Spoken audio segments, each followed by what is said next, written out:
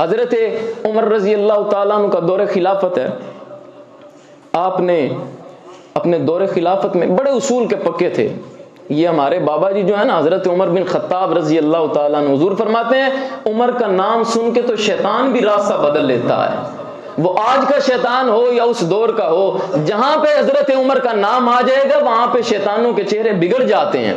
حضرت عمر رضی اللہ تعالیٰ عنہ آپ بڑے اصول کے پکے تھے، کسی کے ساتھ کوئی رعایت نہیں. بارش ہوتی ہے تو حضور کے چچا جو ہے نا حضرت عباس، لوگ اصل میں لوگوں کا کام یہی ہوتا ہے، ادھر سے بات سنی ادھر کان بھر دیے، ادھر سے سنی ادھر کان بھر دیے.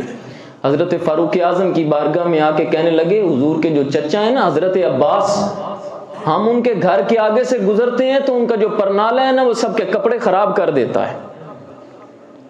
آپ کو پتہ چلا، کہا کہ ان کے گھر کے اندر کوئی اور جگہ نہیں ہوگی. کہا نہیں، گھر کے چاروں طرف جگہ موجود ہے کہ پرنالہ کسی اور طرف بھی لگ سکتا ہے.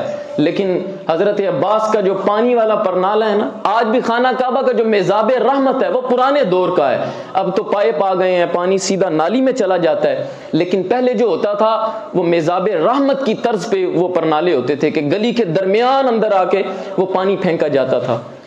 حضرت فاروق اعظم اٹھتے ہیں، جا کے وہ پرنالہ اتار دیتے ہیں. وہ کھیڑ دیا. بڑے اصول کے پکے تھے. اب دیکھنا، ایک طرف اصول ہیں، ایک طرف فرائض ہیں، ایک طرف دین ہے، ایک طرف رسول اللہ کی محبت اور غلامی ہے. اب غلامی کی بھی بات سننا، محبت کی بھی بات سننا. نبی پاک صلی اللہ تعالی علیہ وسلم کے چچا حضرت عباس کو پتہ چلا کہ امیر المومنین عمر بن خطاب رضی اللہ تعالیٰ عنہ آئے تھے. آ کے انہوں نے پرنالہ اکھیڑ دیا. اب کس کی مجال فاروق اعظم کے سامنے بولے؟ وہاں تو بڑے بڑے صحابہ کانپ رہے ہوتے تھے کہ بھئی نہیں، فاروق اعظم سے بات نہیں کرنی ہم ان کے سامنے نہیں بول سکتے. حضرت عباس جاتے ہیں، چونکہ دلیر تھے حضرت عباس، یہ بھی شمشیر بے نیام تھے اسلام کی، ایک دلیر انسان تھے حضرت عباس حضور کے چچا. جا کے کہتے ہیں فاروق آپ نے وہ پرنالہ اتار دیا ہے، کیا وجہ ہے؟ کہ آپ کو نہیں پتا لوگوں کے کپڑے خراب ہوتے ہیں، نمازی آ رہے ہوتے ہیں تو یہ اس گلی میں ہی لگا ہوا ہے جس گلی سے نمازیوں نے گزرنا ہوتا ہے. تو کہا اب اے عمر بن خطاب، مجھے بھی بڑی مرتبہ خیال آیا کہ اس پرنالے کو اتار کے کہیں اور لگا دوں، اس کو اتار کے میں کہیں اور لگا دوں.